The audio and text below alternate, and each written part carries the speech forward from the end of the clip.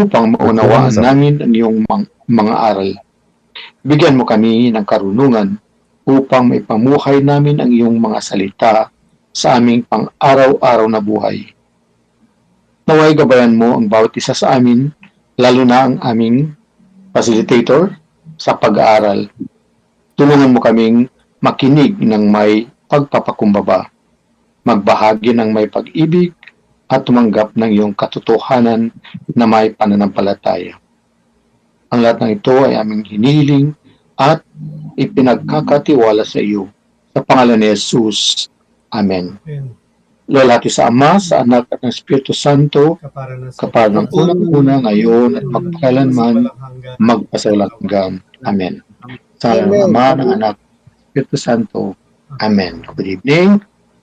Good evening, magandang gabi tayo sa ating lahat ng mga pogi na astig pa.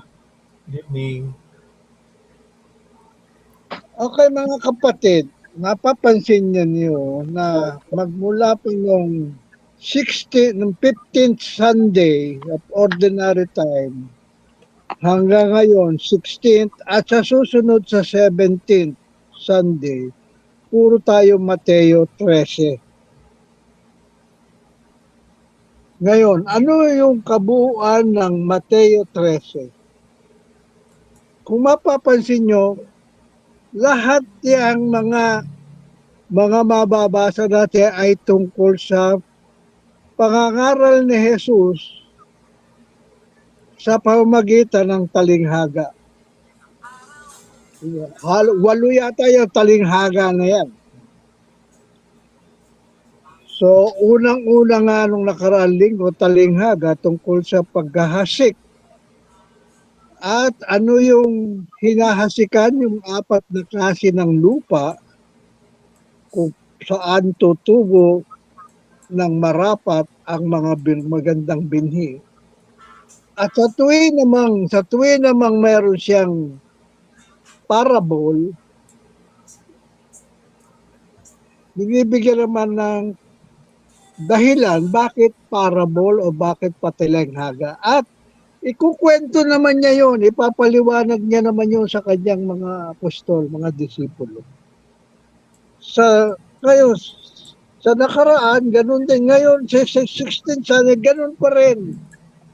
Meron naman siyang parable tungkol sa paghahasik, sa pagtatanim, at ipapaliwanag niya na naman sa mga apostol niya ang kahulugan ito. At yung mga susunod na parable tungkol doon sa mustard seed, tungkol doon sa yaman, perlas, tungkol doon sa mahuhukay na kayamanan, tungkol doon sa lebadura, di ba, yung 2 kilong arena nilagyan ng, anong ba tawag doon? Ano sa English yun yung dinadagdag na pang-alsa? Yes. So, yan yung mga parable na bumubuo na ang chapter 13 ng Mateo. Walang ibang itinuturo dito kundi ang kaharian ng Diyos, kung paano ang kaharian ng Diyos ay nagsisimula sa maliit na bagay. At ito ay unti-unting lumalago hanggang sa ito ay magbunga. Okay, sino yung mga na nasasakop o sino yung mga tauhan dito? So, tayo rin naman, binhi, salita ng Diyos, tayong mga tataniman, tayong mga tao na ano ba ang ginagawa natin sa pagdating ng kaharian ng Diyos. Sa totoo lang, ang kaharian ng Diyos ay dumating na. Doon sa panalangin natin sa Ama namin, dumating na yan. Ang atin na lang ginagawa ay paano ba natin napapalago ang kaharian ng Diyos sa buhay natin. So yan ang ating magiging talakayan sa gabing ito sa ating LBS. May maidadagdag ba kayo, Brother Hector? tungkol dito sa ating gospel na Mateo 24 hanggang 30, bagamat hanggang 30 lang tayo, sa totoo lang hanggang 44 na sana dapat ito. Hmm. Pero doon nga, nabigyan naman na din natin ng summary ng buong chapter 13, kaya madali naman intindihin yung mga sumusunod na mga talinghaga tungkol sa paglago ng kaharian ng Diyos, the kingdom of God. How it grows slowly, secretly, patiently, and kung ano-anong magandang pangyayari. Ang hamon nga lang sa atin dyan, tayo ba, paano bang lumalago sa kaharian ng Diyos? Tayo'y tumatanda na, tayo'y lilipas din. Saan tayo papunta? Anong klaseng puso meron tayo para tanggapin ang hinahasik na salita ng Diyos? Sino ba yung kumokontra sa salita ng Diyos? Diba? Marami. Marami pa hanggang ngayon. Marami pang kumokontra. At ang nakakalungkot nga, nakikita naman natin, na pag-usapan yun, nabanggit yung kanina yun, tungkol sa impeachment, nakita naman natin, ang gobyerno natin, ang mga hinalal nating mga mangunguna sa ating pamahalaan ay pumuro hurakot. Ano ba yan? Ganyan ba ang kaharian ng Diyos? Ay, nako po, Diyos mio. Anyway, so basahin na po natin ang gospel. Brother Okay. Hector. Hindi, Brother Butch. Ako. Kala ko. Oo nga pala. Pasensya na. Sino? Si Brother Hector ba ako? Hindi, ikaw, Brother Butch. First reading ako. Ano mo naman malilimutin na ako. Hindi ko alam kung sino yung nakatokar yan. Ay, kasi mas gwapo naman si Brother Hector sa akin eh. Okay. ang Ebanghelyo na sa libro ni Mateo, Kabanata 13, talata 24 hanggang 30. Ang titulo ng Ebanghelyo, ang talinghaga tungkol sa damo at sa trigo. Triguan. Okay. Nagkwento ulit si Jesus sa mga tao gamit ang talinghaga. Tulad nito ang kaharian ng langit, may taong nagtanim ng mabubuting binhi sa bukid niya. Pero isang gabi habang natutulog ang lahat, dumating ang kaaway niya at nagtanim din ng mga damo, kasama ng mga trigo, at saka siya umalis. Kaya nang tumubo at nagbunga na ang trigo, lumitaw din ang mga damo. Pinuntahan siya ng mga tauhan niya at nagsabi, Sir, di po ba mga mabubuting bini ng trigo ang tinanim ninyo? Saan ang galing ang mga damo? Isang kaaway ang gumawa niyan, sagot ng may-ari. Kaya tinanong siya ng mga tauhan, gusto niyo po bang bunutin natin ang mga damo? Huwag, sagot ng may-ari. Baka mabunot din ang mga trigo. Hayaan ninyong tumubo ang mga trigo kasama ng mga damo hanggang sa oras na sila ay gagapasin. Tapos utusan ko ang mga maggagapas na unahin bunutin ang mga damo, itali ang mga ito, saka nila sunugin. Tapos itali ang mga trigo at ilagay sa bodega ko. Ang magandang balita ng ating Panginoon. Pinupuri ka namin. Puri ka namin, Panginoon Yesu Cristo. Okay. Salamat, Brother Butch. Oo. Ano ba kung isa-summarize natin ito, ano ba talaga ang inilalarawan dito sa mga talinghagang ito? Okay. Meron akong gustong sa iyo. Basahin. papayagan niyo ako. Kanya lang ito, English, brother Astig. Okay ba sa'yo to? Basta dahan-dahan lang. Sige, tandaanin natin. Mm. A farmer who has sown good seed in his field discovered that an enemy by night has sown weeds in it. A plant that looks very similar to wheat but is invasive. In this way, Jesus talked about our world, which in effect is like a large field where God sows wheat and the evil one sows weeds, and therefore good and bad grow together. We see this in the news, in society, and even in the family and the church. And when along with the good wheat, we see bad weeds. We want to tear them up immediately to make a clean sweep. But today the Lord warned us that to do this is a temptation.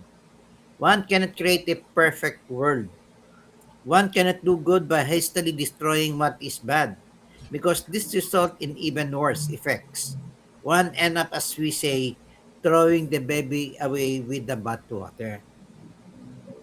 Ngayon, pinaliwanag dito, there is however a second field where we can clean up. It is the field of our heart. The only one where we can intervene directly. There too are wheat and weeds. Indeed, it is precisely from there that both expand into the greater field of the world. Brothers and sisters, our heart in fact is a field of freedom. It's not a sterile laboratory, but rather an open and therefore vulnerable space. To cultivate it properly, it is necessary, on the one hand, to take a constant care of delicate shoots of goodness, and on the other hand, to identify and uproot the weeds at the right time. So let us look within a bit and examine what is happening, what is growing with us. What grows in me that is good and evil. There is a good method for this. It's called an examination of conscience, which is seeing what happened today in our life, what struck my heart, and what decision I made. And this precisely to verify in the light of God where the bad weeds and the good seeds are. Okay. So, ibig sabihin, Meron po, opo, ang Panginoon Diyos nagtatanim ng mabuting binhi sa lahat. Kanya lang, ang demonyo, habang nagtanim ang Panginoon Diyos, magtatanim din ng masamang damo. Di ba? So, kailangan lang natin talaga makita. Pero kinagandahan dito, sinabi ng Diyos, huwag niyong bunutin ang damo dahil baka madamay ang trigo. Ano ibig sabihin nun? Ang ibig lang sabihin, inahayaan ng Diyos ang mga masasamang damo na magsisi at Yun. manumbalik sa Kanya. Tama po. Hindi siya basta-basta gumagawa. Darating ang panahon na panahon na ng paggapas, doon niya ngayon hihiwalayin ang trigo at damo. Share ko lang din yung Tama ba sabi yan? ni Father Almasan. Sabi nga niya, God is patient with sinners. He does not Correct. punish them right away. He waits for their conversion. But of course, He will not wait forever.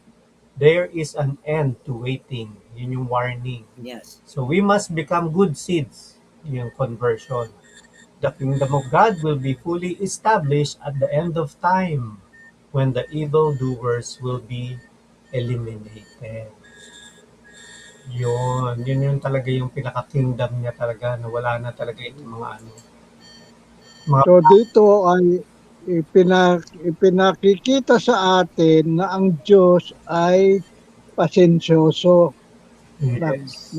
He is patient and He is merciful, di ba? At binibigyan niya ng pagkakataon ang dapat na magbago, di ba? Pero He is just, pinakikita din dyan. Kaya, di ba, binungkos yung mga damo tapos susunugin. Because He is still just. Even if He is merciful and patient and kind, But Oo, he's yun naman yung pagdating na ng mga huling araw na talagang hindi nagbago yung mga masasama na yan, hindi talaga nagkaroon ng total transformation, yun na sila yung susunugin sa tama, impyerno. no? Ang ano, no, bait-bait talaga niya. Talaga inaantay Oo tayo. naman. Pero Ay bakit hindi? bakit kaya yung mga nasa Senado tsaka yung nasa gobyerno hindi pa rin nagbabago? Ano kaya Eh, inaantay kasi nila? kasi napakasarap mabuhay ng maraming pera eh. Dahil yung pera, nagiging Diyos din yan eh. Kapag ikaw ay nahaling sa pera, kayamanan, kapangyarihan, nasa iyo na lahat ang kasarapan sa buhay eh. Idol yon, idol. Idolatry. Parang Ay kinainan bakit sila ng sistema. Hindi sila Pero mm, ang Eh, katawang yan, wala ang nagpakain kasi kapayapaan. sila sa sistema. Yun yun. mm, Pakain sila. nagpadaig sila. Oo. Wala. Nagpadaig nga. Tama ako? yung word. Siguro ko ako magkakaganon din, makakainin din ako sa sistema. Sa laki ng may bibigay sa yung kasarapan sa buhay habang narito ka sa lupa, di Pero ba? May tanong siguro, sa'yo, Brother Atunyeng. May tanong ako sa'yo. Madadala mo ba sa langit yan? hindi. Pero kasi ang sinasabi niya nga, yung panandali ang sarap. Oo nga. Kasi ganito yan. Tandaan mo, ang tao comprises 3 parts. Katawan. Sumunod, isipan. Pangatlo, kaluluwa. Kung ano yung nasa lupa, babalik sa lupa. Ano yun? Yung katawan. Ano ang babalik pupunta sa Diyos? Yung hininga niya. Kaluluwa. Yung ating kaluluwa. Sa Diyos pupunta yan. Ngayon, kung hindi ka sa Diyos, saan pupunta ang kaluluwa mo? Sa impyerno. Ang Yun lang yun. problema nga po, hindi lahat ng tao ganyan ang kaisipan. Correct. Sa totoo lang, ang maraming tao ngayon, lalo na sa panahong ito, ang tinitignan lang ngayon yung kasalukuyan. Dahil ang katuwiran nila, kung mamatay na ako, hindi ko naman alam eh. Kasi hindi Okay. naman nila binibigyan ng halaga yung kanilang kaluluwa. Wala nga silang kaluluwa eh. Hindi nila binibigyan ng pansin yung kaluluwa. Yun yung nakakalimutan nila, yung mas Kanya nga, mahalaga. Brother Tunyeng, tayong nakakaalam, dapat nating ipaalam. Yan yung ang utos sa atin. Tayo nakakaalam, dapat natin ipaalam doon sa mga taong hindi nakakaalam. Dahil kung malalaman nila, may pagkakataon silang magsisi. Sana malaman Kung na yung hindi Brother nila- Butch ng mga yung mga nasa flood control na scam, yung mga, yung mga senador Oo nga, natin. kaya lang, at least, hindi ba sabi nga nila, ang salita ng Diyos ay may Two-edged sa sword. lakas. No? May lakas, ano? It is alive. And when it is being spoken by a person in deep faith, it will touch the person it's being addressed to. Ibig sabihin, mahihipo din niya, one way or the other. Hindi nga lang immediate an effect. Kung minsan matagal, marirealize. Kasi alam mo naman, ang pagsisisi palagi nasa huli, wala man nagsisisi sa una, hindi ba? Sana makausap mo na sila, sila Cayetano, Brother Butch. Oo, si Marcoleta. Kanya lang iba yung ng pananaw. Alam mo, ang problema mo sa kanila, sobrang talino nila. Di ba? Noong last Sunday, anong sinabi ng Panginoon Diyos? Pinipraise ni Lord Jesus Christ ang God the Father for hiding. Di ba? The truth, doon sa mga matatalino at mayayabang. Pero, pinapakita niya, o pinaalam niya doon sa mga mapagkumbaba at yung ang kaisipan ay katulad ng isang bata. Hindi isip bata. Yung kaisipan lang niya. Di ba? So doon mo makikita ngayon yung kaanuhan. Kasi ganito yan eh. Hanahabol niya sa ng katawan. Pagkatapos, wala. Wala siyang Pag-pray wala siyang natin, ma-realize kapayapaan. na nila. Ma-realize na. Ma-realize. Kanya nga yun ang importante. Alam mo importante? Ipagnalangin natin sila na sana makita nila ang katotohanan. Para matapos Kasi, ng hindi, kaguluhan na yan. Dahil Maaaring hindi tayo ang isugo. hindi lang Maaaring naman kasi isugo sila tayo yung ng tao. yung affected, 'di ba? Kaya Oo. makikita natin ay kung gumawa ka ng kamalian o kasalanan, hindi lang ikaw yung affected, yung dami kayong affected, 'di ba? Oh, katulad ng mga pumuputo ng kahoy sa bundok. Tapos pag umulan ng malakas, bababa yung tubig, babaha. Sisirain yung bayan. Sino nagsasuffer? Yung mga yung mga ambayan, taong bayan. Pero sino na nakikinabang? Yung mga loggers na hindi iniisip lang eh. Yung handful lang na mga No. Eh, meron naman tayong batas. Bago ang pumuto Mura. ng puno, magtatanim ka ng Yung mga 10. flood control, di ba? May budget, Oo. pero ninakaw. Diba, kagaya Hindi nagawa yung infrastructure. kagaya doon sa Palawan, 'di ba? Even yung mayor nila hindi nakapasok doon sa lugar na pinag-aanuhan. Sinisira nila yung nature. Ang naman doon, Pero kailangan tayo. may protection pa rin ng mataas sa gobyerno. Ayan, kanya nga yan eh. Alam mo bakit? Pera kasi ang kumikilos. Ngayon, ang question is, tandaan mo, merong tinatawag na batas ng karma. What goes Pero, around, Brother Butch, as Catholics, we don't really believe on karma. Mas naniniwala tayo sa justice ng Panginoon. yeah, yun yung justice. I mean, Karma is a we form of don't really justice. speak of karma talaga. Pagka, Mm, ang ano lang dyan, kumbaga yung saying lang na, what comes around, di ba? goes What around. goes around. Ibig sabihin, there's always What goes around justice. comes around. So, Ah. Babalik at And we babalik. believe that, babalik at oh, babalik. and Pero, we believe that ang problema mo nga lang kasi, yung nangyayari, yung balik kasi, marami na yung yung naaapektuhan. I mean, di ba, ang tayo, yung pinapangaral natin, hindi lang naman tayo sa salita eh. Dapat gagawin din naman natin yung dapat natin gawin. Like yung ginagawa natin ngayon sa community, di ba? Hindi lang tayo nagpupunta doon para mag-mission, para magsalita regarding sa para ipakilala si Kristo. Pero at the same time, kahit paano doon sa livelihood nila, tumutulong tayo, di ba? Nadadala ng mga retaso. Tapos even binibili pa natin sa No One in Need yung mga nagawa na para may balik na agad sa kanila yung nakakatulong doon sa livelihood. Meron- I mean, this is a simple example ba? Na pwede mo magawa. Yeah. Pero sa Remember- kanila kasi iba. Okay.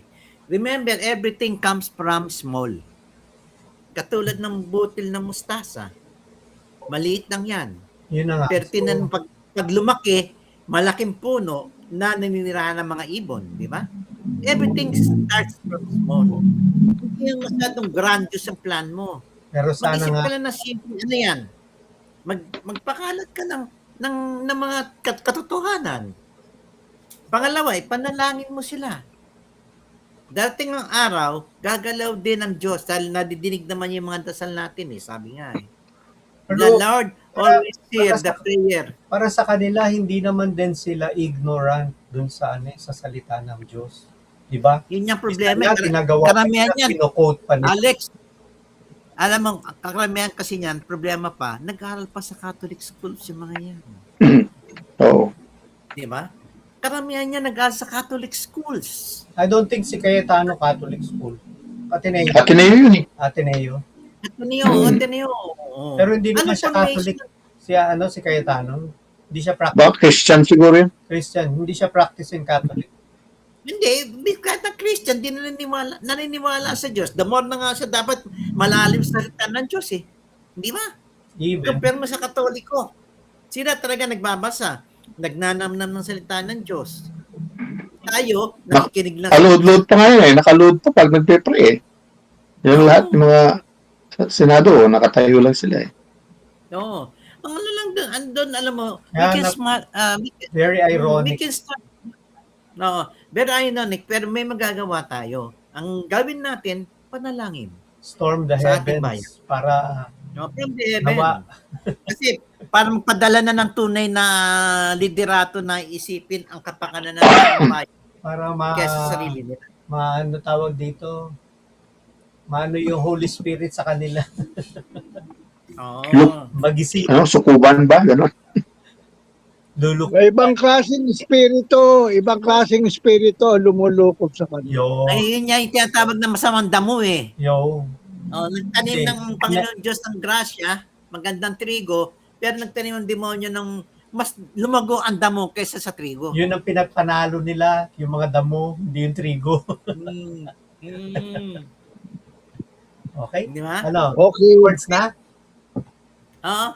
So, Hindi pa tayo nag-himay-himay ah. Oo nga pala, no? ano? Okay, kung hihimay, Himay. okay. Kung gusto niyo pang himayin ito, di himayin natin. Total, ilan lang naman itong mga O ilan talata lang rito. talata. So, ganun nga po, no? Muli na namang inilahad ni Jesus ang mga talinghaga tungkol sa kaharian ng Diyos. At ang kanyang inilalarawan ng kaharian ng Diyos ay tungkol dito sa paghahasik. Dito sa talatang ito, ano yung inahalin tulad niya sa paghahari ng Diyos dito sa talatang 24, Brother Hector? Nagsalaysay muli si Jesus sa kanila ng isa pang talinghaga. Sinabi niya, ang kaharian ng langit ay katulad ng isang taong naghasik ng mabuting binhi sa kanyang bukid. So merong isang tao na naghasik ng binhi sa kanyang bukid. Kaharian ng langit. Okay. Ngayon, anyway, tignan natin. So, sumunod ng gabi, samantalang natutulog na sila, dahil pagkatapos niyang maghasik, natural, papahinga na sila ng gabi. Sino ang dumating at ano ang ginawa nito, Brother Butch? Talata 26, ano? 25. 25. 25. Pero isang gabi habang natutulog ang lahat, dumating kaaway niya at nagtanim din ng mga damo kasama ng mga trigo at saka siya umalis. Okay. So nagtanim din. Pagkatapos magtanim nitong may-ari ng bukid at matapos siyang magpahinga, kinagabihan meron ding kaaway na nagtanim naman ng masamang damo. So anong mangyayari dito, Brother Alex, pagkatapos itanim ang damo sa triguhan? Nang tumubo at magbunga ang trigo, lumitaw din ang mapanirang damo. Okay. Ngayon, so sabay tumutubo ang trigo at ang damo. Kaya naman, ano naisipan ng kanyang mga trabahador, kanyang mga alipin, at ano ang kanilang gustong gawin, Brother Hector? Kaya't pumunta ang mga utusan sa may-ari ng bukid at nagtanong, hindi po ba mabuting binhi lamang ang inihasik ninyo sa inyong bukid? Bakit po may damo ngayon? Okay. So ano naman ang isinagot nitong may-ari ng bukid, Brother Butch? Isang kaaway ang gumawa niyan, sagot ng may-ari. Kaya tinanong siya ng mga tao, gusto niyo po bang bunutin namin ang mga damo? Huwag, sagot Okay. ng may-ari. Baka mabunit din ng mga trigo. So alam nung may-ari na ang naghasik ng mga damo ay kaaway. Paano Okay. niya kaya nalaman yun? All-knowing God siya. Okay, hindi. Ano bang all Ang pag-usapan dito, siya yung may-ari lang ng bukid. Hindi pa natin siya sinasabing siya yung Diyos. So, alam niya na kaaway ang naghasik ng damo kasi kasiraan ito sa kanyang itinanim na trigo, di ba? So, kaaway. Hindi umaayon sa kaniyang nais na maganap sa kanyang pagtatanim. Nais niya trigo itanim at trigo rin ang aanihin. So kaaway ito kontra sa kanyang adhikain, no, ang magtanim ng damo sa kanyang palayan, sa kanyang triguhan. So, ang gusto nga ng mga alipin niya, mga ay bunutin. So, ano nga po ang isinagot niya sa 29, Brother Let? 30 na. 29. Wag, baka mabunot pati ang mga trigo, sagot niya. Hayaan na lamang ninyong lumago kapwa ang damo at ang trigo hanggang sa anihan. Pag-aani, sasabihin ko sa mga tagapag-ani, ipunin muna ninyo ang mga damo at inyong pagbigkis-bigkisin at saka sunugin. Pagkatapos, ipunin naman ninyo ang mga trigo sa aking kamalig. So, napakaganda, napakamakatarungan ang desisyon ng may-ari ng triguhan.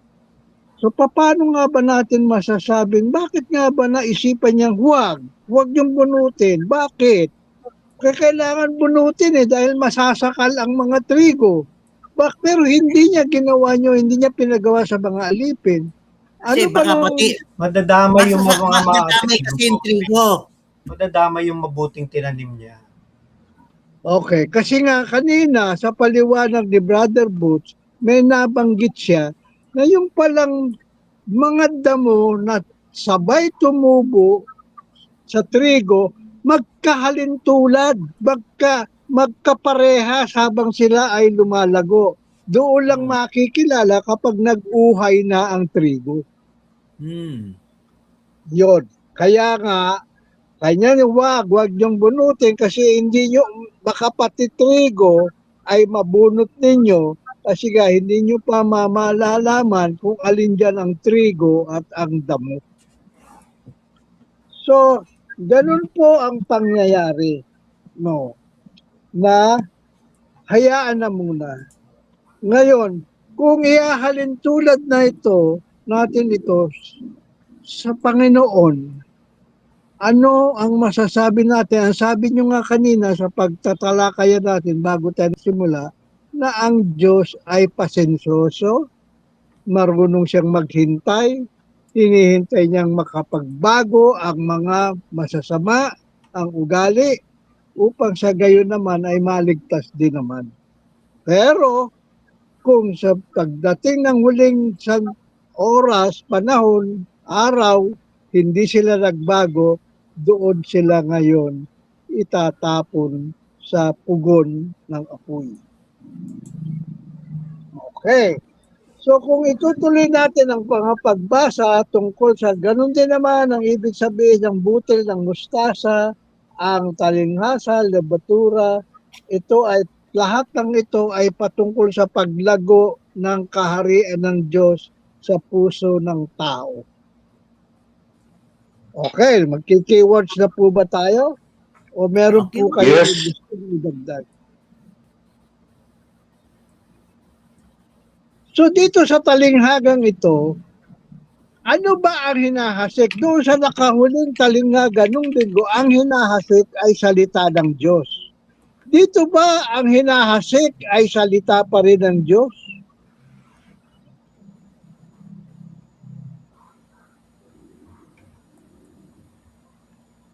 Okay. Ang sabi ng iba, ang hinahasik dito, ang inilalagay dito sa triguhan, sa kaharian ng Diyos, ay yung tao.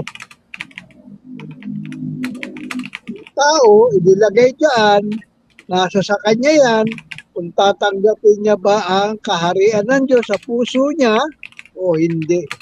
Kasi nga, dalawang bagay ang iyong ditong ang choices mo, yung kasamaan o kabutihan.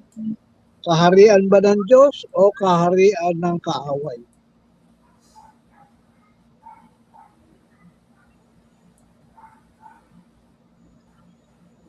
Bubunutin ba? O hahayaan tumubo kasabay ng trigo? Hahayaan tungo.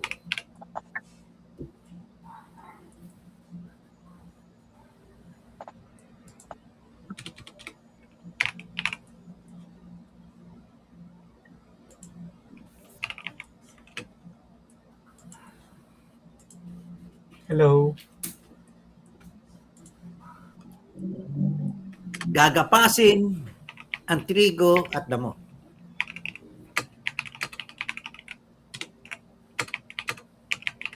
Yung sa verse 24 at saka 30, ang sabi doon, let both grow together until the harvest time. Kumbaga sa kung anong sinasabi na hindi dapat tayo maghusga. Hintayin natin yung tamang panahon at oras bago tayo maghusga. Yun ang nais ng Diyos.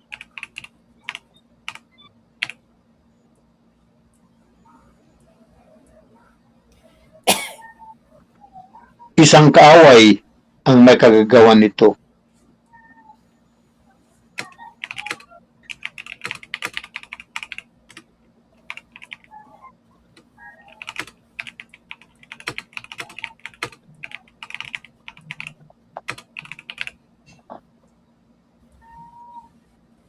Okay, marami na yan.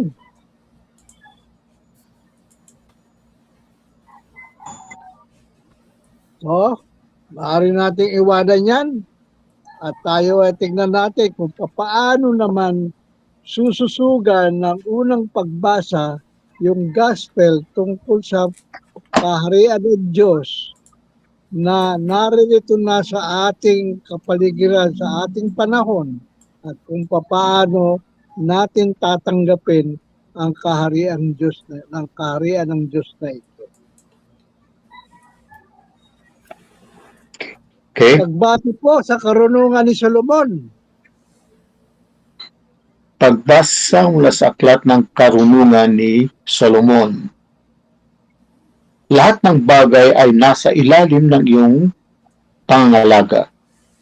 At sa iyong paghatol ay wala kang pananagutan sa ibang Diyos. Sa iyong lakas nagmumula ang iyong katarungan at maaari kang magpakita ng habag kaninuman sapagkat ikaw ang Panginoon ng lahat. Ipinapakita mo ang iyong lakas sa nag-aalinlangan sa iyong ganap na kapangyarihan. Ang pinaparusahan mo ang sinumang nakakaalam nito ngunit sinasadyang di ka pansinin. Walang hanggan ang kapangyarihan mo ngunit mabagin ka kung humatol. Maaari mo kaming parusahan kung iyan ang nais mo. Ngunit sa halip ay pinamamahalaan mo kami ng buong hinahon at pagpipigil.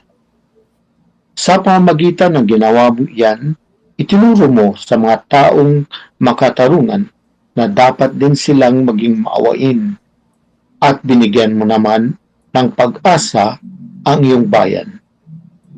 Sa pagkakaloob sa kanila ng pagkakataong makapagsisi. Ang salita ng Diyos. Salamat sa Diyos. Salamat sa Diyos. Brother Hector, bigyan mo na nga ng konting summary ito o ano ba ang mensahe dito sa karunungan ni Solomon. Si Solomon ang nagsasalita rito, di ba? Siyang may wisdom of Solomon to eh. So, ang gustong ipawat nito ay ang Panginoon ang may likha ng lahat ng bagay.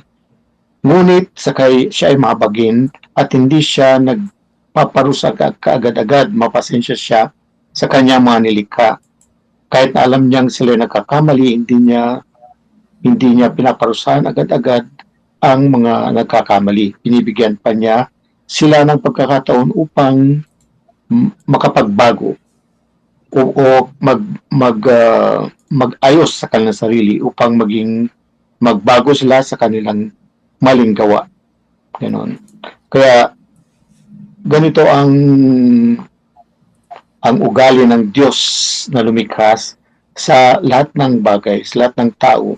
Siya ay mahabagin Diyos. Kahit na siya ay makapangyarihan, ay hindi niya pinaiiral ang kanyang kapangyarihan na magparusa sa mga nagkakamali. Siya ay merciful and kind. Yun. At binibigyan ng lahat ng panahon para makapagbago at mag ano ba, mag magsisi sa mga maling nagawa. Yun. Yun lang. Amen. So, tama-tama. So, lahat pala yan ng sinasabi rito sa karunungan ay angkop na angkop doon sa gospel. Patience. Talagang connected yung gospel at saka ito. Kasi doon sa gospel, nakita natin kung paano maawain ang may-ari ng lupa, di ba? Ng triguhan. Yes. Huwag niyo munang bunutin, di ba? Baka pati yung trigo ay mabunot. Binibigyan niya ng panahon na kung tao man yun, masamang tao man yun, nandiyan sa kaharian na yan, binibigyan ng pagkakataon magsisi. Kagaya nga sinabi ni Brother Hector, dito, ganun din ang Diyos. Maunawain, mapaghintay, pasensyoso, at nagbibigay ng pagkakataon makapagbago at magsisi kung ikaw man ay merong masamang puso at isipan. So, magkatambal talaga yung gospel at saka yung first reading. First reading. Yes. Meron po ba kayong idadagdag pa, Brother Alex? Wala na, nasabi na lahat. Oo nga. Swak na swak eh. Wala tayong maikakaila, wala tayong makikitang hindi maliwanag eh. Di ba? Maliwanag na maliwanag. Kaya nga, kung kahit na himayin mo pa to, di ba? Alam naman natin doon sa verse 13 pa lang, lahat ng bagay nasa ilalim ng iyong pangangalaga, siyempre, sino ba ang naglalang ng lahat ng ito sa langit at sa lupa, di ba? Tao man, hayop at lahat. Di lahat naman yan sa ilalim ng kanyang pangangalaga dahil lalang niya yan eh. Lalo na tayong mga tao, nilalang niya tayo, kaya siyempre pangangalagaan niya tayo, di ba? At walang ibang makagagawa nito kundi ang Diyos na pagsusulitan nating lahat. Amen? So walang kaduda-duda na ang Panginoon talaga ang mangangalaga. At doon naman sa verse 14 hanggang 17, ano naman yung ipinakikitang likas ng Diyos para sa atin, para sa kapakanan natin, Brother Recto. Hello? 16 to 7. 16. Hello? 16 to 16 Delivery? to 17. sa iyong lakas nagmumula ang iyong katarungan at maaari kang magpakita ng habag kanino man sapagkat ikaw ang Panginoon ng lahat. Ipinapakita mo ang iyong lakas na nag-aalinlangan sa iyong ganap na kapangyarihan at pinaparusahan mo ang sinumang nakakaalam nito ngunit sinasadyang di pansinin. Diyan pinapakita Dito yung naman might natin. niya. Might and then yung justice. So, ang Panginoon ay merong lakas at doon nagmumula ang kanyang katarungan. At pinapakita niya ito sa lahat at kanino man. At yun nga, ipinamamalas niya rin yung lakas na yan sa mga nag-aalinlangan, no, sa ganap niyang kapangyarihan. So, ganyan makapangyarihan Diyos, nasa sa Kanya lahat ang kaalaman at naipapakita niya lahat ang Kanyang kahabagan. Walang hanggan daw ang Kanyang kapangyarihan. Ngunit, mahabagin siya. Ano pa ang ibig siyang sabihin dito, Brother Alec? Verse 18 to 18. 18, number 18. Yeah, walang hanggan ang kapangyarihan mo, ngunit mahabagin ka kung humatol. Maari mo kaming parusahan kung iyan ang nais mo. Ngunit sa halip ay pinamamahalaan mo kami ng buong hinahon at pagpipigil. Napakasarap naman. Nagkasala na tayo at maaari niya na tayong parusahan. Pero nandoon pa rin yung kahinahunan niya at pagtitimpi. Ganon kahabagin ang Diyos. Ganon siya nagbibigay ng pagkakataon para tayo ay magkaroon ng transformation. Tama po ba? So, wala po tayong alinlangan dito sa kahabagan ng Diyos. At sa pamagitan nga ng ginawa ng Diyos na yan, ano ang itinuturo niya sa mga taong makatarungan, Brother Butch? 19.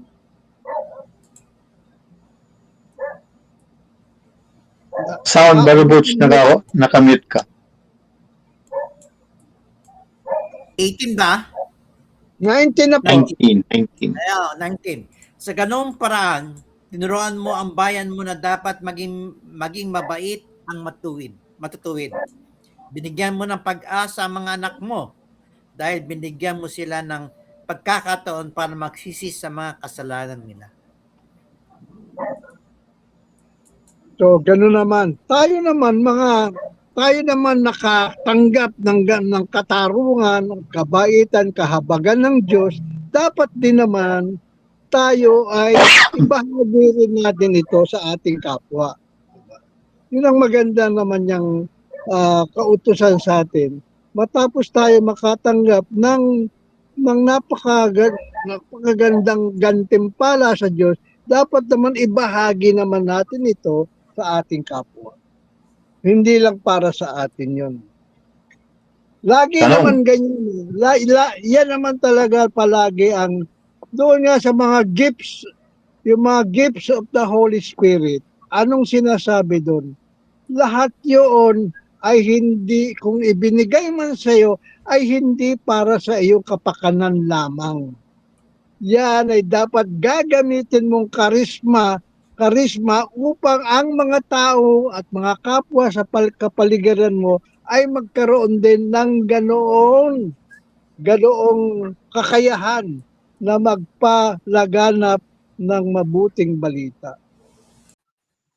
Yung faith na tinatanggap natin, hindi para lang sa iyo yan, kundi ito ay mapalaganap sa lahat ng nasa kapaligiran mo. Lalong-lalo na sa mga hindi nakakaunawa. Tanong. Keywords na tayo? Tanong muna. Anong palagay nyo sa mga laws ng minors na hindi sila napaparusahan dahil underage pa sila? Tulad ng pumatay ng 3 estudyante, ganun. Tapos, yung mga, di ba, yung mga gaalitan sa street fights, mga children na nakakapatay sila dahil nakakasaksak, ganun. So, Yun. meron batas yata, kahit naman sa Amerika, sa ibang bayan, merong batas na hindi gaano binibigyan ng kaparusahan ang mga minors, di ba? Depende ano yung minor sa kanila, 11, 12, 15, ganyan. Kaya dito sa ating bansa, meron din ganoong batas, di ba? Gusto nga itaas pa di ba? Gusto nga itaas pa, 18 yata, di ba? Pero kaya nga ang pagkakaalam ko nung araw merong Boys Town di ba? Merong Boys Town. Ewan ko kung mandyan pa yung Boys Town na yan.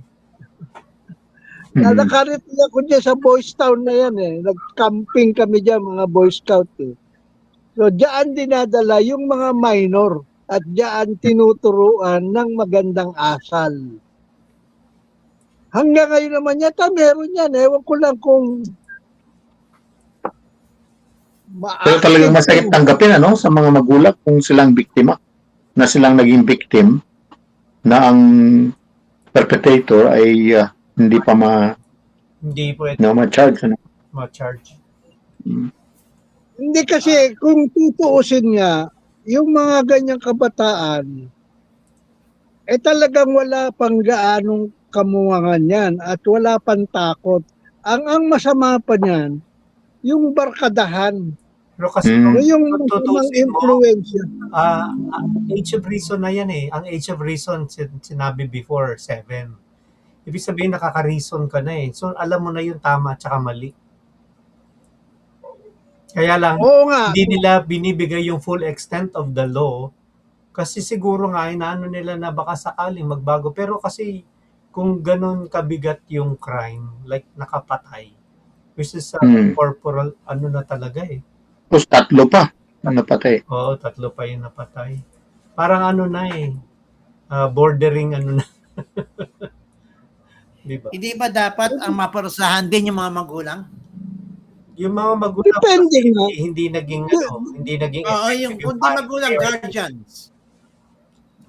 Di ba? Depende nga sa sitwasyon eh. Kaya nga kailangan lahat yan, pag-aaralan lahat yan. Kaya nga Dapat Kanya nga may korte para malaman yung circumstances eh. Di ba may hearing naman yan? Di ba? Kasi Pero, hindi ba Ito pagka nga. tayo may anak, responsibility natin magulang ang mga anak na palakihin sila. Di ba? tama. Ngayon, kung anak ka lang ng anak, just for the sake na magkaanak, hindi ka pwedeng maging magulang. Di ba? Parang yung ano, Tulad yung nakahawak ng baril, sabi daw nung pulis na may-ari ng baril, kung pinasok niya yung bahay niya at saka kinuha niya yung baril without the knowledge nung pulis. yung police. Pero ang kasalanan ng pulis ay nilagay lang yung baril niya kung saan na madaling kunin, hindi nakalak sa isang safe na hindi mabuksan lang. Yun, kaya nakuha niya yung baril. Pagka tinatago, tinatanggal ng bala.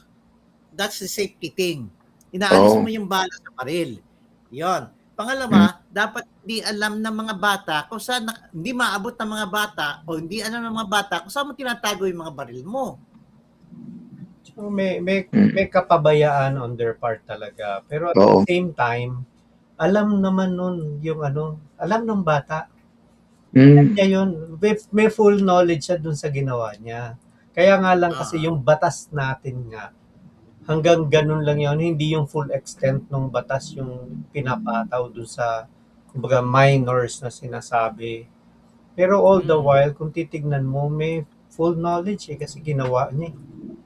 Saka marunong humawak ng baril eh. Kasi tinuruan yata. Tinuruan niya.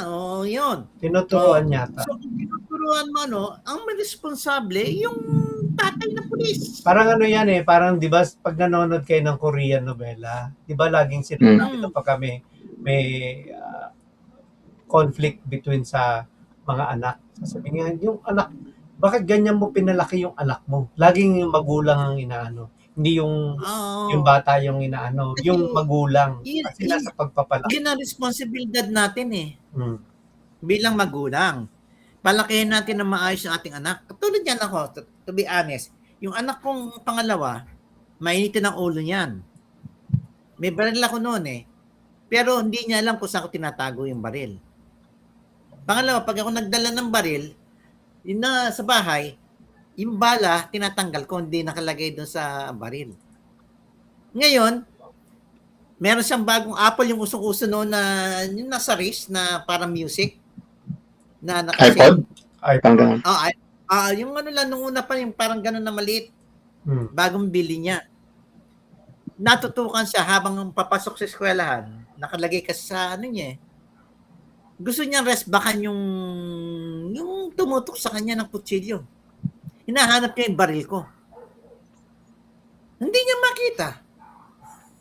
Kasi talagang hindi ko alam kung saan pinatago. Nung malaman kong ginawa niya yon, Ginawa ko, binenta ko na yung baril. Sabi ko, anak, yung baril ka ako, hindi mo ilalabas. Yan, bakit? Either ikaw mapatay o ikaw makapatay. Kapatay. Parehong talo ka. Ito yun. Itong isang nangyari dito sa Kwan, di ba yung may driver na nagsakay ng Oo. kriminal? Kawawa. Tapos, Pinatay. pagbaba niya, inundayan siya ng Kwan. Kinuha yung I speak, nakatalikod pa yung driver, tapos nung bumagsak na, tinatapos pa niya ng Kwan. Hanggang sa tumakbo na lang isa, pero namatay din. Talagang Kwan hardened criminal talaga tong Kwan sa kanya Oo. Tapos, di ba, sumunod nun, nag-hold up pa daw. Kawawa. Kaya nabutan niya, talagang Kwan siya, binubuk siya ng mga taong nakahuli sa kanya. O sabi niya, patawarin niyo na po ako. Nge. Hindi, nabigla lang ako, sabi niya. Nabigla. Paano Okay. nabigla? Talagang Kwan, Ganyan talagang evil, walang Kwan. Oo. Walang Walang konsensya. Kasi Mm. ang hinahabol mo emotion eh. Ang Baka addict pa yan, Addict. Ang nakakalungkot nga ngayon, maraming mga dahilan ngayon para dumami ang masama tao eh. Unang-una, yung mga droga na yan, di ba? Mm. Bakit ba ng dami-dami na namamatay? Dahil nga doon sa mga adik. Kaya naman ginantihan naman sila ng EGK.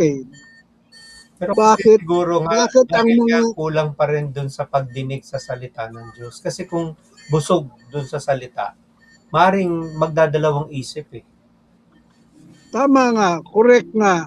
Ang yun nga isa pang nakakalungkot. Ang salita ng Diyos sa panahon na ngayon ito, hindi na napapakinggan. Kakaunti na ang katikista, kakaunti na ang nagtuturo ng relihiyon. At nakita naman natin ngayon ang mundo, ang sanlibutan. Talaga namang nandyan na lahat yata ang kasamaan eh. Sa mga Ewan panahon, ko lang kung sa mga public schools, required yung religion subject. Hindi po, hindi pero na. Ito sa atin. simple. Sa parokya namin may may Pero sa mga public schools, Opo, doon sila sa public. meron silang religion subject, mga kunyari sa Bible. Opo, parang mga katekista po lang ang nagpupunta. Hindi katulad sa mga private school, especially mga Catholic schools. Opo, Catholic school. May mga religion subject talaga sila. Hindi Sana gawin ko lang yun, gawin compulsory. Mga school siguro, di ba mas nga, magandang effect niyan. di ba nga may senador na pinatatanggal yung crucifix? Sa, Si Marcoleta. di ba? Napalis si Marcoleta. O, di ba? Ang isa Tama pa, ba yun? ang isa pang realidad na nakikita natin, yung hirap ng buhay. No, dati-dati, ang ama lamang ang naghahanap buhay. Ngayon, hindi maaring ang ama lamang ang maghanap sa hirap ng buhay. Ang mag-asawa kailangan ng umalis ng tahanan, nag-OFW pa para lang mabuhay ang pamilya. Sino mangangalaga ng mga anak na naiwan? Lola, lolo. Yun ang problema. Yan ang isang malaking problema. Nababarkada yung mga anak. Napapabayaan din. Napapabayaan. Yun nga hindi rin naman maaaring kasalanan din ng mga magulang. Kasi may kasalanan yan ng ating bansa. Ang ating bansa ay hindi natuto na palaguin ang kabuhayan ng mamamayan. Hindi kagaya sa ibang bansa, kagaya sa bandang norte, di ba? Sa Switzerland, yung area na yon, napakaganda ng buhay doon.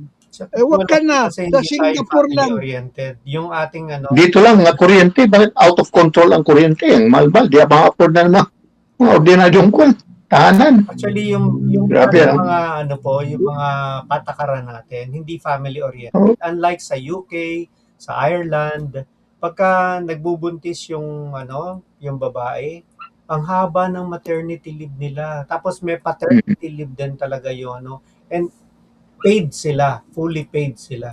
Minsan na maternity leave ng hanggang 1 taon. Biruin mo yung para lang matugunan yung pangangalaga sa newborn. Yes. Tapos yung mga nanay din, ganun din, para may bonding. Lalayo pa ba tayo? Diyan lang sa Singapore, napakaganda ng patakaran ng gobyerno dyan. Kaya tingnan mo ang Kasi- Singapore, ang liit. Kasi ang kanilang pinairal, British law. British na yan eh. British law ginamit nila para kumakana sa Hong Kong noon. Kaya kita mo lahat ng under British ang gaganda ng kanilang mga batas. Depende po kasi sa depende rin sa Yung sa ibang, Not necessarily sa Amerika, lahat di ba yung mga batas ng mga yan aged, magagaling. Pero, susuntukin ng mga lalaking katawan. oh, Yung mga seniors. Grabe yun. kaya hindi lahat ng patakaran nila meron lang silang mga punto like yung sinasabi nga yung family oriented sila na meron talagang time na binibigay tapos binabayaran pa talaga sila kahit na hindi sila nagtatrabaho. Kasi nga para maano mo yung yung sa family, unahin mo yung family mo. Tsaka yun nga, sa UK bawal yung kunwari may dependent ka na less than 15 years old, hindi mo pwede siyang iwanan sa bahay. Mm. Kaya yung magulang, hindi ka basta-basta makakatrabaho na walang maiiwanan sa bahay. May ganun sila mga patakaran. Hindi katulad sa atin Okay, keyword. na ganun pa rin. Ano po? Keywords. Keywords na. Okay. Keywords. Bakit tayo bumukas? Yeah. Keywords. Go. Mahinahon sa paghuhusga.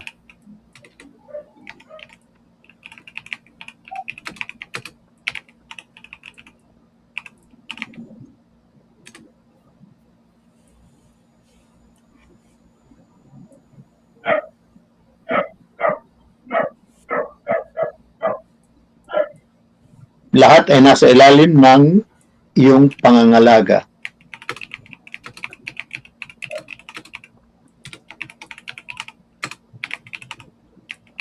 Habag kanino man. Habag kanino man. Saan po yan?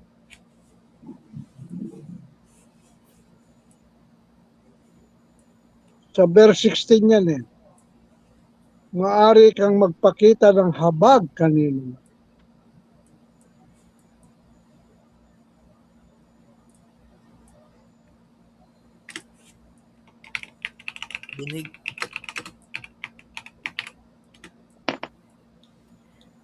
Binigyan ng pag-asa ang mga anak niya.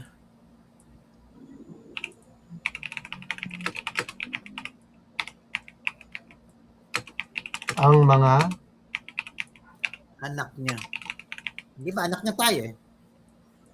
saan po yun? Verse 19.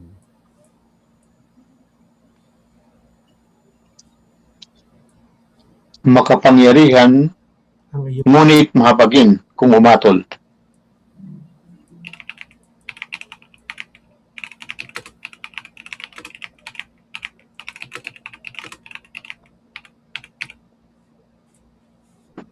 Binigyan ng pagkakataon Makapagsisi. na mga kasalanan. saan po yan? Verse 19. Last,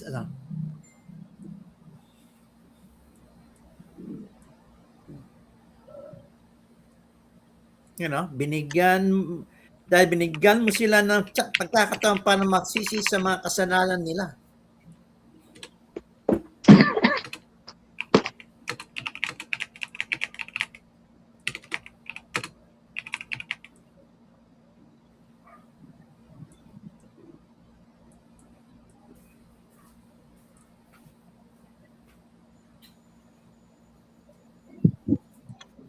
Pwede na yan.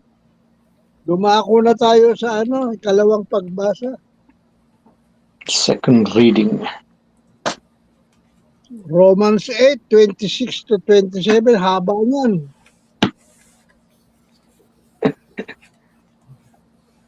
Dalawang verse. Ang haba naman masyado. Bakit ganito? Super haba. Okay, ang Pero gusto, basa mo pero- sa Roma, Kabanata 8, talata 26 hanggang 27. Pagbasa mula sa sulat ni Apostol San Pablo sa mga taga-Roma. Mga kapatid, tinutulungan tayo ng Espiritu sa ating kahinaan. Hindi tayo marunong manalangin ng wasto, kaya't ang Espiritu ang lumuluhog para sa atin sa paraang di magagawa ng pananalita. At nauunawaan ng Diyos na nakasasaliksik sa puso ng tao ang ibig sabihin ng Espiritu, sapagkat ang Espiritu'y lumuluhog para sa mga banal ayon sa kaloob ng Diyos. Ang salita ng Diyos. Salamat. Napakahaba niyan. Sobrang Ang hirap i-summarize yan, Brother Lex. Oo. Pero kaya mo yung i-summarize. Walang sabi lang naman dito, today we continue with St. Paul's description of the future glory that awaits those who live the Christian life empowered by the Spirit. Simpleng-simple lang, ano? Yun lang naman ang sinasabi din. Yun, pinapakita lang dito yung kahalaga ng Espiritu. Kasi hindi daw tayo marunong manalangin. Sa dami-dami ng ating sinasalita, mabuti pang ang Espiritu ang ang magturo sa ating manalangin ng wasto.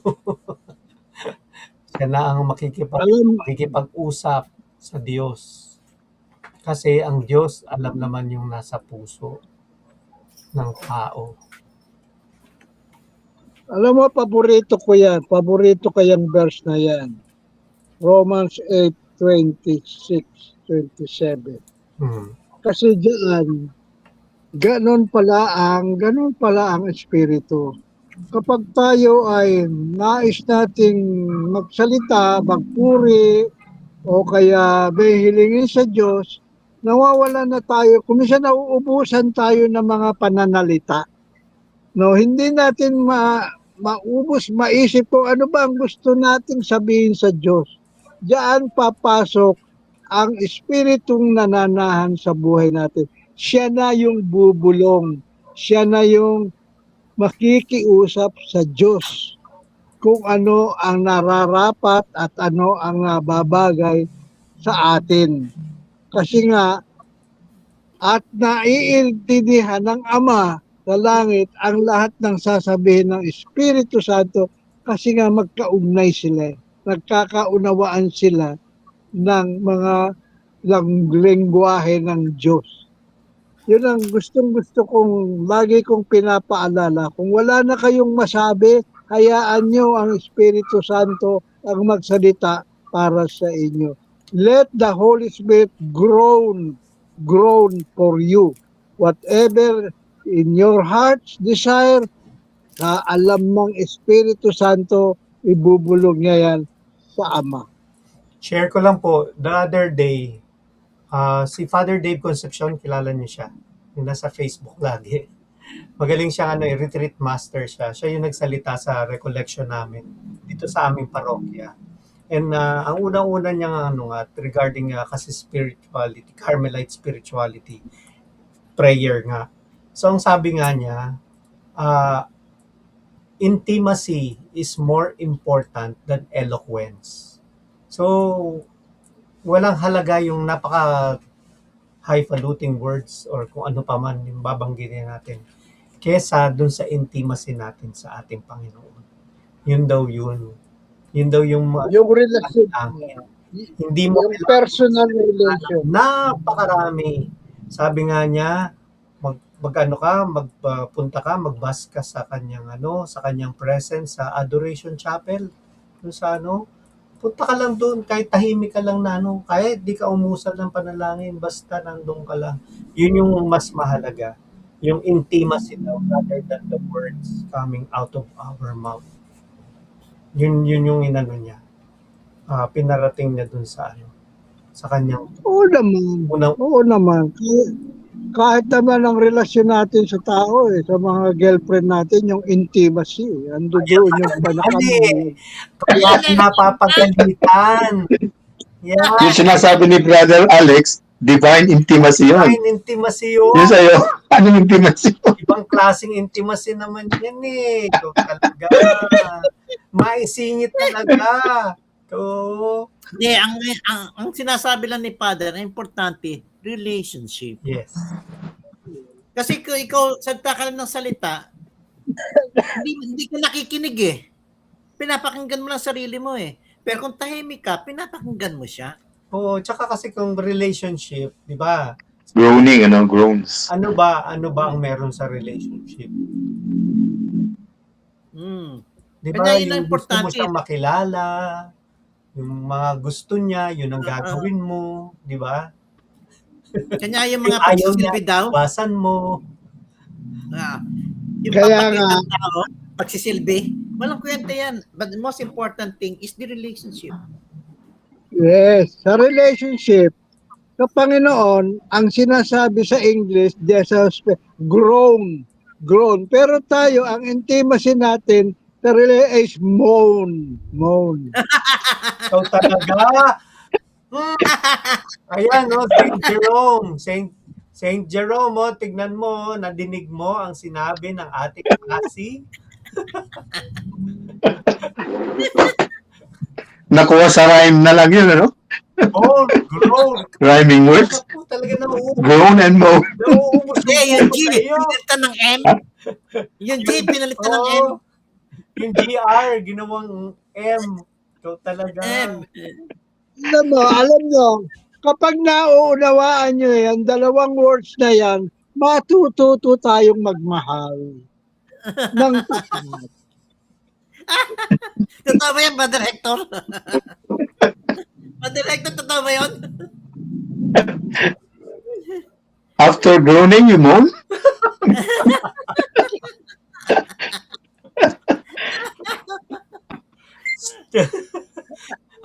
Magano na tayo. Kayo talaga, keywords na para matapos na tayo. Wala na What question. words? Dalawa lang naman yun. Keywords Napaka, basta, pagka nagharap pa ng keyword dyan, edi groan, Groan. hindi moan. Wala sa Tagalog yun. Ungol! Nasaan na ba yun? Nasaan na ba yung binasa? Ang Espiritu ang namamagitan. Basahin. Tayo muna, sandali lang. Pakibasa nyo nga sa English. Yung mga verses, Roman 8:26, 26, 27, pakibasa nyo lang sa English. Wala. Brother Butch, Ikaw meron Brother Hector. Puro Tagalog yun Oh. sa akin eh. Saan ko? Sige po. Romans 8:26 and 27. 27. Likewise, the Spirit helps us in our weakness, for we do not know how to pray as we ought, but the Spirit Himself intercedes for us with sighs too deep for words. And He who searches the hearts of men knows what is the mind of the Spirit, because the Spirit intercedes for the saints according to the will of God. Yun. Ayun. Wala namang groan eh. Sa ibang version, merong salitang groan. Size lang. Sa Size. akin may groan. Brother Anthony, meron sa akin groan. Tama ka. Yan ang original. So, size dito, size. Size. Too deep for words. Basahin ko. The Spirit comes to the aid of our weakness, for we do not know how to pray as we ought, but the Spirit Himself intercedes with inexpressible groanings. Yun. Pag Pero this nating moon, Pag naintindihan natin yung mga salitang yan, diyan tayo matututo maging lumago sa kaharian ng Diyos.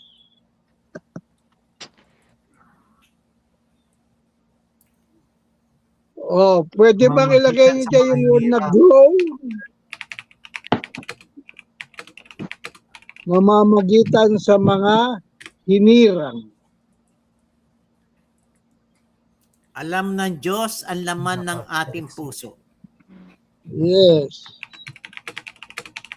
Kaya hayaan na lang natin ang Espiritu ang bumulong sa Diyos kung ano ang laman ng ating puso. Sapagkat alam niya.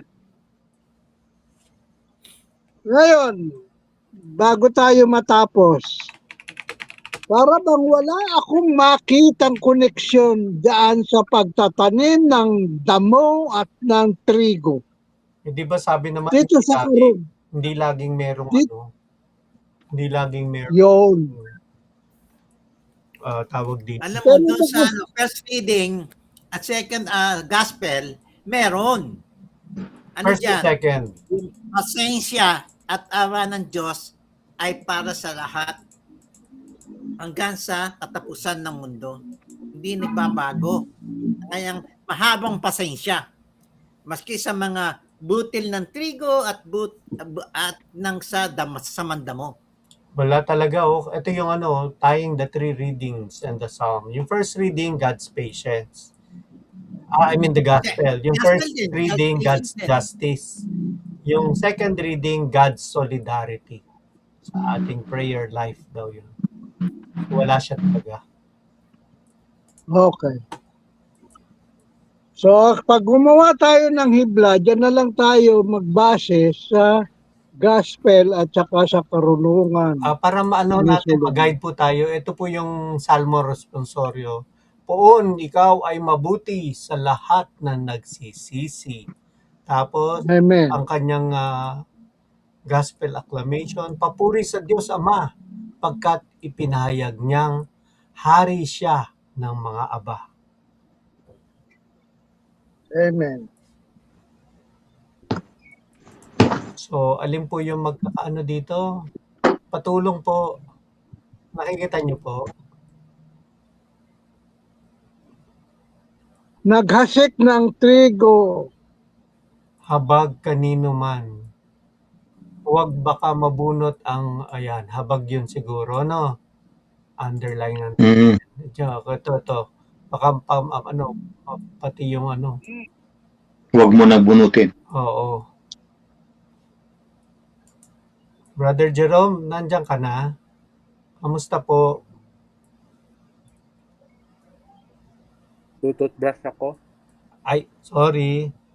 Nasa Davao ka pa po. Opo. Usually, Nalibing na po pala yung mother nyo.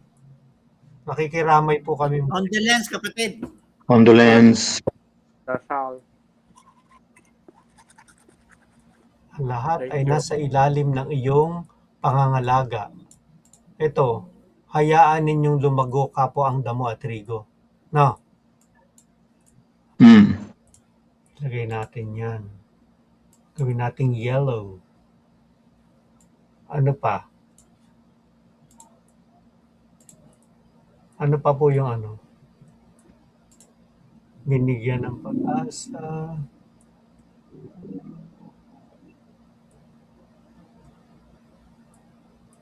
Ito, dito rin siguro ito eh.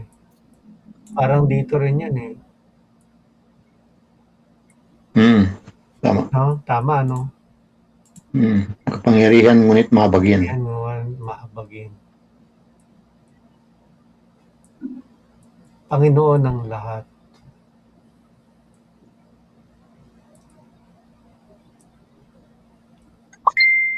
Ito, dito rin yata ito eh. Kasama rin, ano? Itong mahinahon sa paghusga. Doon din. Kasi hayaan yung lumago kapo ang damo at trigo. Sa tingin niyo po, tama natin doon. Oh, merciful siya kaya hindi niya pinabunot kaagad. Oo nga. Hinayaan muna niyang tumubo. Oo.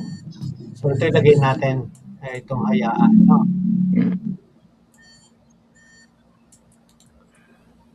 Copy.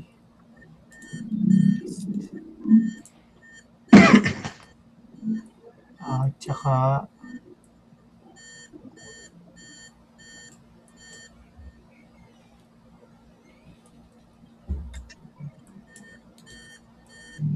tama ba?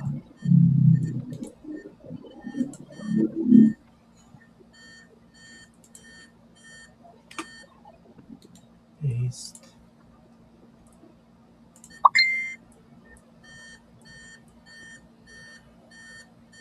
Ito siguro ilagay natin.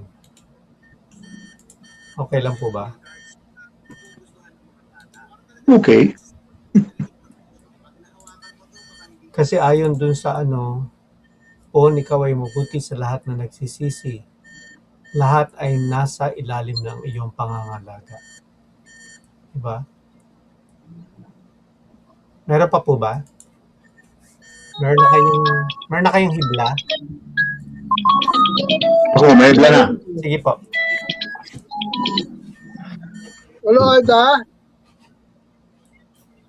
Po, Sabihin ko na hibla. Sige po. Sa pang-araw-araw nating buhay, Ay, meron siyang sinabi sa July 21 daw. sa pang-araw Ayun ang hindi ko alam. na Alam ko. buhay. Ayun po, ako lang. Sige, hinihimok tayo na maging Ako lang ang masigasig tayong maging masigasig sa paggawa ng mabuti. paggawa Okay. Sige. Para ng mabuti. sa umaga, Tama. di ba? At ipagkatiwala ang ating mga gawa sa Diyos. Ang sa Good Shepherd ang misa. Full stop. Siya ang magpapatubo at magbibigay Oo. ng Saan daw? tagumpay sa lahat ng ating pagsusumikap. SM.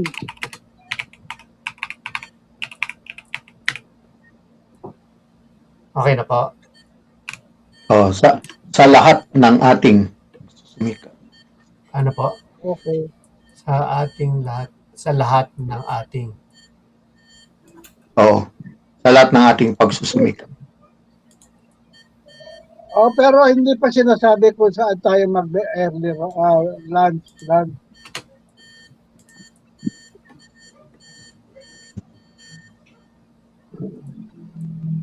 Okay. Ngayon, makikisakay ako kung saan man sila pupunta. Brother Butch, meron ka na? Sige.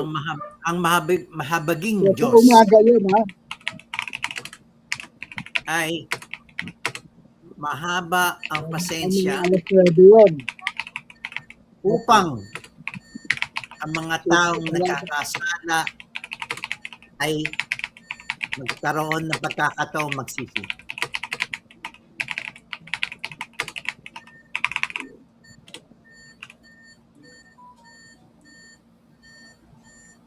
Meron pa po. Teka, meron ako. Tayo muna, babasahin ko na lang muna. Nasa baba ko.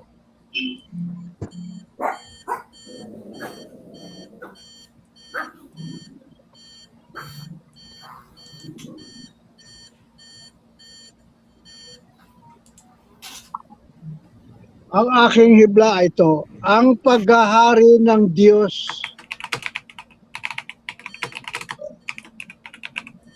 ay sumasa atin at dahang-dahang lumalago at nagbubunga sa tulong ng Espiritu Santo na makapangyarihan at makatarungan.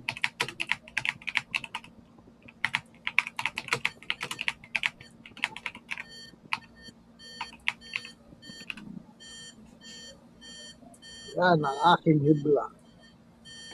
It's all about the kingdom of God that is growing from a small beginning, from its small beginning hanggang ito ay magbunga. Kape tayo.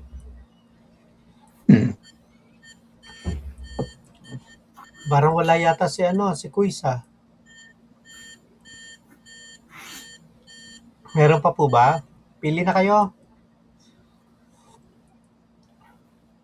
Tagasulat na lang ako, kayo na po ang magbutuhan.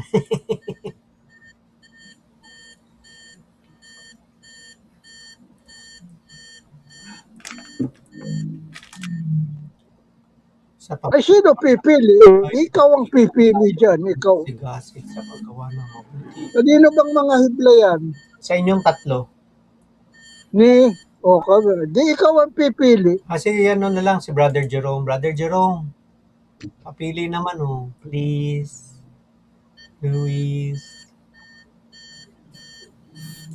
Brother Jerome, Papahingay. are you there? Tulog na yan. Pagod yan. Hindi, nandyan siya oh. Nakikinig siya.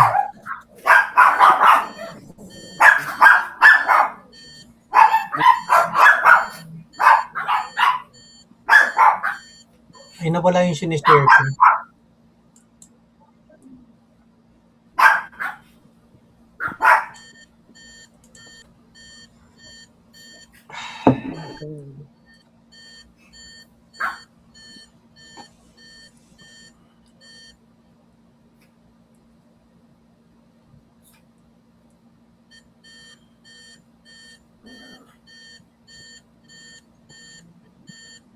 Poon ikaw ay mabuti sa lahat ng nagsisisi. Papuri sa Diyos Ama pagkat ipinahayag niya Hari siya ng mga aba. Pinahayag niya, hari siya ng mga aba. Nasaan yung sa gospel? Ito na siguro. Mas simple ito. Halika na po. Huyugot. Hugot, Sige po. papaano ipinamalas Ay, ng Diyos ang kanyang kapanatagan sa kabila ng aking pagiging makasalanan.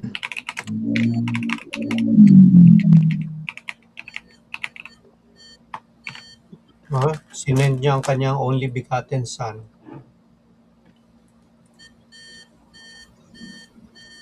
Meron pa po. English naman. Sige po. On the day of your harvesting,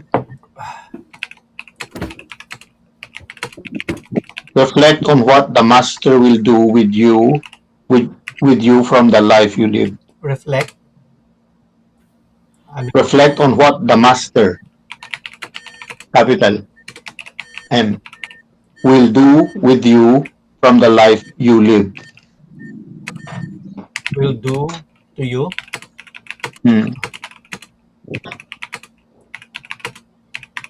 From the life you lived.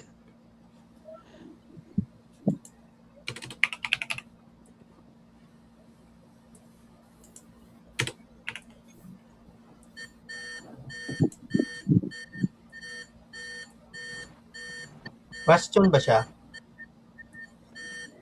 Ha? Reflection question siya or hamon na siya? Ay. Okay. Sige. Kasi reflect naman.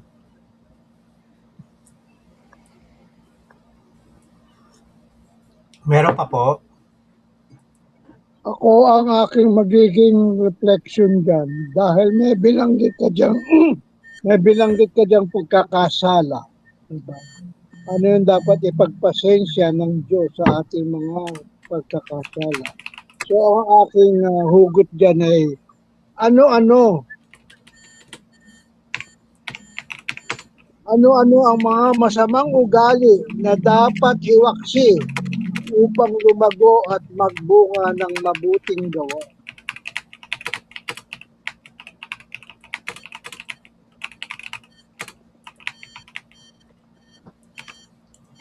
Tama. Reflect na yan. Ano yung tunog na yan? Nawala na. Saan ba nanggagaling yung tunog? Oh, Sa typewriter, meron ulit. Hamon na po tayo. Ang aking hamon, mangumpisal, buwan-buwan. Mag-LBS at din ang pagmagmahal ng kapwa maging sa kaaway.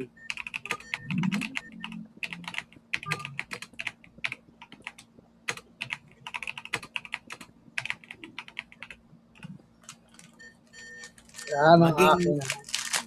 Maging mapakumbaba at madasalin.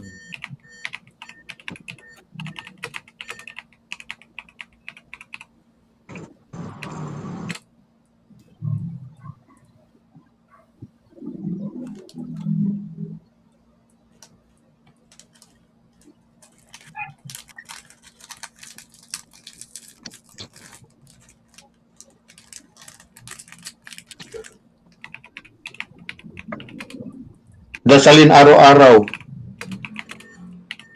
ang chaplet of divine mercy. Tama. Pwede ba yun? Mm.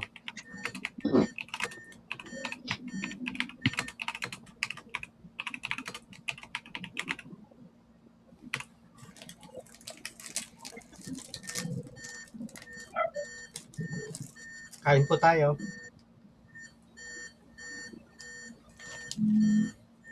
Meron pa po.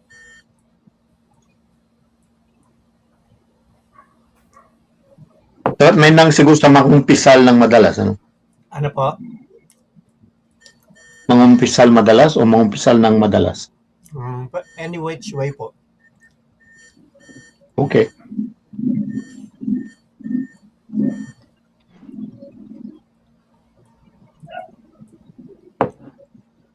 Gusto mo ng menang? Pwede rin namang menang. Pwede rin hindi.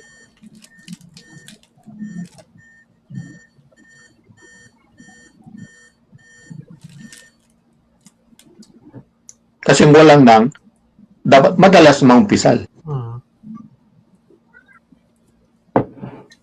Pwede rin. Gusto mo sa unahan siya? Mm-mm.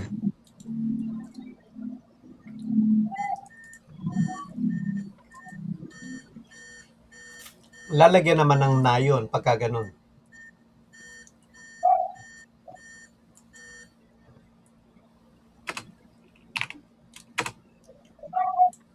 Di ba? Pwede. Madalas na mangumpis. Madalas. Kasi pag madalas mangumpisal, parang phrase lang siya.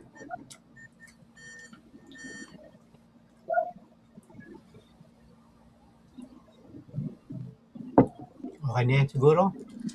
Okay na ba tayo? Okay na. Okay na. Okay.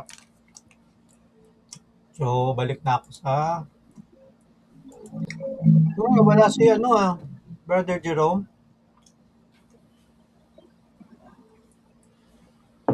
Wala rin si Quiz. Ito na ba?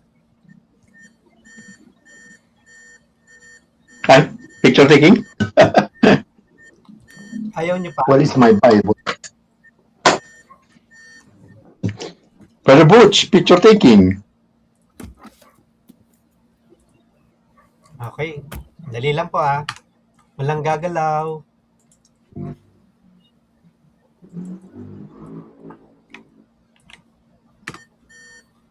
Okay, this time with feelings na. With feelings. 1, 2, and 3.